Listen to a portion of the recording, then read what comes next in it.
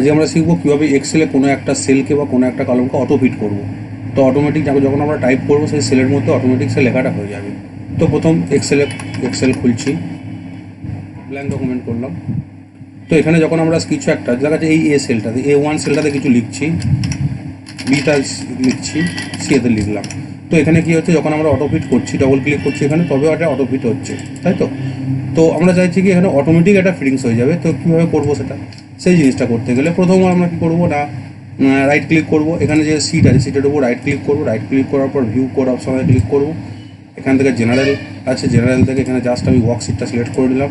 এখানে জাস্ট একটা কোড লিখতে হবে, কোডটা কি না, সেলস ডট এন্টায়ার কলম ডট অটোফিট, এটা ঠিক আছে, অটোফিট হয়ে গেল।